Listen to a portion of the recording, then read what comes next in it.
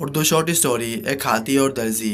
एक दफ़ा का जिक्र है कि एक दर्जी अपनी दुकान में बैठा कपड़े सी रहा था कि वहाँ पर एक अचानक से हाथी का बच्चा आ गया। और वो हाथी का बच्चा ज़ोर ज़ोर से ऊंचा बोलने लग गया। दर्जी ने उस हाथी के बच्चे को एक रोटी का टुकड़ा दे दिया।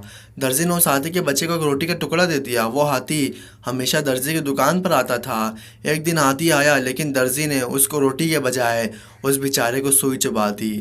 हाथी भाग गया। अगले दिन हाथी फिर आ गया, लेकिन इस बार उसकी हाथी की पूरी सूंड कचरे से भरी हुई थी। और उस हाथी के बच्चे ने अपनी सूंड से कचरा दर्जी के मुंह में मार दिया। दर्जी के सारे कपड़े खराब हो गए। दर्जी सीट सर पीट कर रोने लग गया और अफसोस करने लग गया। दोस्तों, इस कहानी से हमें ये सबक मिलता है कि हम किसी के साथ बुरा करेंगे तो हमारे साथ भी बुरा होगा। दोस्तों, अगर हम किसी जानवर के साथ बुरा करेंगे या किसी इंसान के साथ बुरा करेंगे तो दोस्तों हमारे साथ भी बुरा होगा। वो कहावत तो आपने सुनी है ना, हम जैसा करेंगे वैसा ही हम भरेंगे। दोस्तों, किसी के साथ बुरा करोगे तो हमारे साथ भी बुरा ही होगा।